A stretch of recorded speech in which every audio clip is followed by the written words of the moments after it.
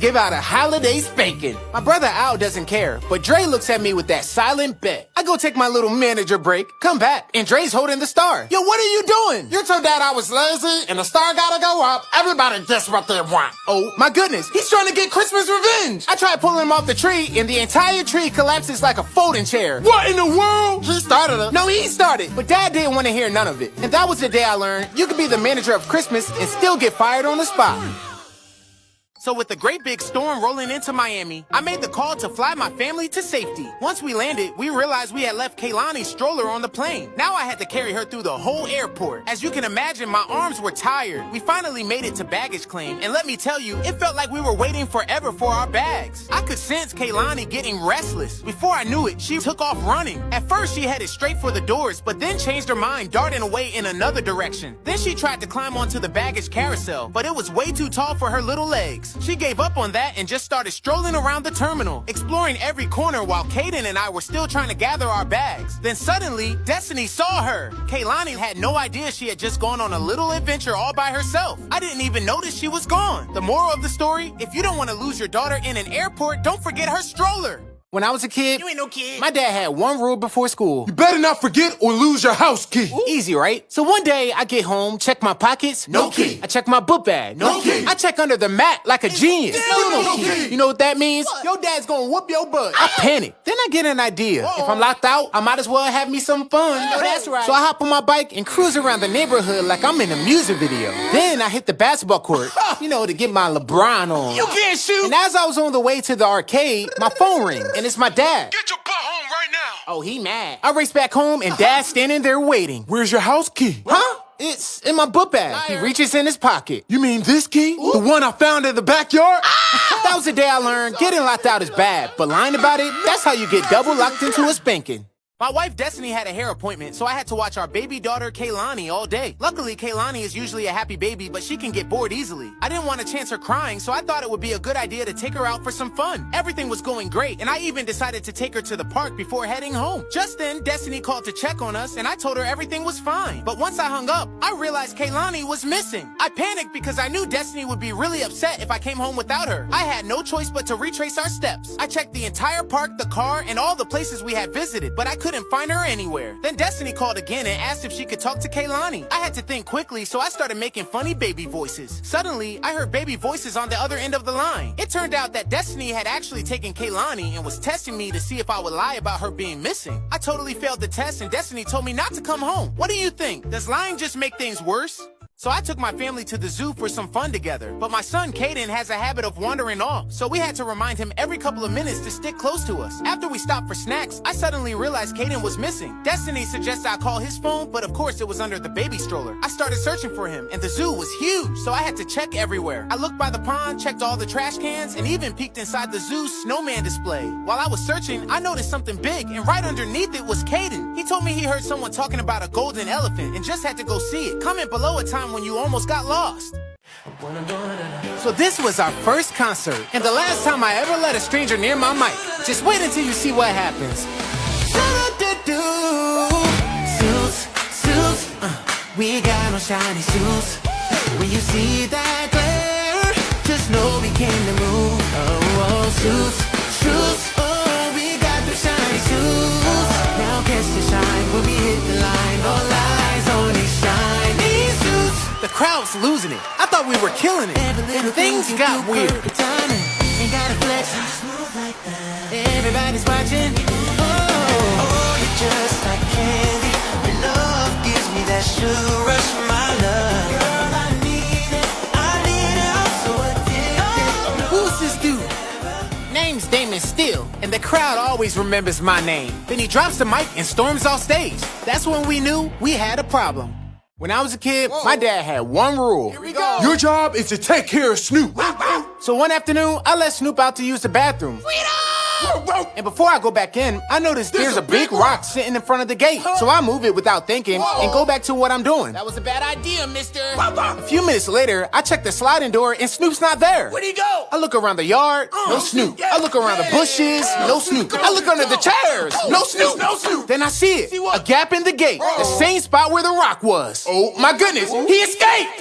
Now I'm searching in the neighborhood, no Snoop. I'm checking in the bushes, no Snoop. Checking behind the cars, there's still no Snoop.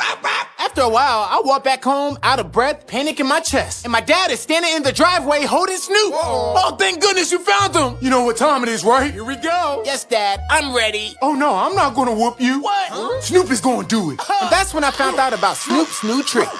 When I was a kid, my dad had one rule. Keep the daggone TV remote in the living room. So one afternoon, I'm watching my favorite show, and I start getting hungry. So I place the remote down, head to the kitchen, grab a little snack, and come back ready to chill again. But the remote is gone. I knew I left it there. I check on the floor, I check under the cushions, but nothing. Now I'm sweating, because in our house, if you lose the remote, that's basically a felony. Yo, what's wrong with you? I think I lost the TV remote. You better hope that dad doesn't find out. Before I can answer, we hear the front door. I feel like watching some good old TV. And the remote better be there, too. So I hide in the closet like it's a bomb shelter, waiting for the explosion. Next thing I know, I wake up, and I'm still alive. I sneak out and see Dad in the living room watching TV with the remote working perfectly. I look over at Dre, and he's grinning. Where you find the remote? In my pocket. So I was just munching on my syrup and popcorn snack when there's this loud banging on my door. I open it and there's this dude standing there and he looks exactly like me. It was like looking in a mirror. He tells me he's an escaped prisoner and he was framed for identity theft. He begs me to hide him, and even though his story is straight out of a crazy movie, I actually start feeling bad for him. So I hid him in my garage while we cook up a plan to help him escape the country. But this guy's way sneakier than I thought. While I'm busy helping him, he's busy swapping our identities. I didn't even realize it until the cops showed up at my house looking for me. By then, the dude had vanished, using my name and my life to start all over somewhere else, and I'm stuck with his mess trying to explain I'm not the bad guy. Comment if you think the police will actually believe me or not. So I was about to finish my daughter's baby food when I realized I haven't put up any Halloween decorations yet. My son Caden has been begging me to do it, so I wanted to get it done before he got out of school. So I ran to my car so I could get decorations, but my tire was flat, so I grabbed my electric scooter and rode all the way to Target. Since Halloween is almost here, Target already replaced the spooky stuff with Christmas decorations, so I had no choice but to try another store. But when I went to get on my scooter, it was missing. So I ran back home as fast as I could and decided to build my own decoration. So I got my hammer and started hammering away, but then I accidentally hit my wrist. So I ran in the house and put on a wrist brace. But then I looked at the clock and realized Caden would be home any second. So I decided to dress up in a scary costume and pretend to be a Halloween animatronic. Do you think Caden will find out? I knew this was going to be a long night when we got to the Christmas fair. Caden wanted to get on every single ride. At first, I was down because I used to love rides when I was his age. But I quickly realized they've come up with some crazy rides since I was a kid. These new rides are faster and jerkier. And right when you think they can't get any worse, they do. One of those rides almost made me get sick, and Destiny was done after that. After catching my breath, I'm trying to pace myself, but Caden is already pulling me toward the biggest ride there. Some crazy roller coaster. I tell myself it's fine because I'm not a wimp. We get strapped in, and I'm already rethinking my choices. As soon as it takes off, I'm ready to get off. Then we hit the first drop, and Caden's laughing with his hands up like it's all a game. I'm holding on for dear life, pretending like I'm having fun. Right when I think it's almost over, the roller coaster goes for another round. When it finally stops, he immediately wants to go again. I step off dizzy, trying to walk normal while he's asking what's next. And that's when I realized being the fun dad requires joints I no longer have. I woke up with a huge craving for my favorite snack, popcorn sprinkled with cinnamon sugar. I could almost smell the sweet cinnamon in the air as I ran to the kitchen. I grabbed the popcorn bag and put it in the microwave. Next, I reached for my trusty cinnamon shaker on the spice rack, but in my excitement, I didn't look carefully enough. I shook a big pile of powder over the popcorn, swirling it around eagerly, imagining the sweet taste. Finally, I took a big crunchy bite, and immediately my eyes widened. It was not sweet at all. Instead, my mouth burned and my throat tickled, making me cough and gasp for water. I stopped eating and looked closely at the shaker label. To my surprise, it wasn't cinnamon at all. It was chili powder. Dripping in surprise, I grabbed a glass of water to cool down the spicy mess in my mouth. As I started over with a new bag of popcorn, this time double checking the spice, I noticed Caden laughing at me from the stairs. Then he said, "God's love helps us learn even when we mess up." I grinned back, feeling thankful that God's grace never runs out. It's okay to make mistakes because he helps us grow stronger every day. I'm really excited this morning because today is October 1st, which means we're just 30 days away from Halloween. I want every day of this month to be spooky, so I got right to work transforming our house into a haunted mansion. First, I inflated the decorations in the front yard and made sure they were positioned just right. Then I went inside and decorated the house with Halloween decor. The final touch was the skeleton, but I had no idea where to put it. At first, I placed it in front of the piano, but then I realized it might scare the baby. So I went to the garage, grabbed the ladder, and hung it from the chandelier. But then I took it down because I didn't want it to fall on someone's head. Finally, I decided to sit it on the edge of a beam in my living room. I was done, but I still felt like something was missing. That's when it hit me. I always scare Destiny on the first day of October. I went into my costume closet and picked out one of my masks. Then I hid and waited for Destiny to walk by. As soon as I heard her coming, I jumped out and scared her so much that she smacked my mask off. I think next year, I might skip scaring her. I bought electric drums so I could play while the baby was asleep. That was the whole reason. I plug everything in thinking I'm being responsible. I sit down and tap a pad lightly. Nothing happens, so I tap it again, still nothing. Now I'm thinking, okay, maybe I need to turn something on, so I press a button. Suddenly, a demo drum beat starts blasting through the speakers. I panic because Kaylani is sleeping. I start hitting buttons trying to turn it off, but it's just changing beats. I start turning knobs, but that doesn't stop it either. So now I'm yanking cables out the back one by one, and every time I pull one, the drums just keep going like they're offended. I'm pressing buttons so fast, I don't even know what I'm pressing anymore. I unplug it from the wall and it's still playing. Now I'm really panicking. I finally grab some headphones and plug them in just to stop the noise. The room goes quiet. I look up relieved and Destiny is standing there holding Kaylani, giving me that death stare. And that's when I learned electric drums are only quiet if nobody presses the wrong button. So I'm playing my new electric drums, and after a while I start realizing I don't even want them anymore. So I decide to take everything apart and box it back up. While I'm doing that, my weekly delivery shows up and it's a family-sized pack of Twizzlers. I open it thinking I'll just have one and get back to packing. As I'm breaking the drums down,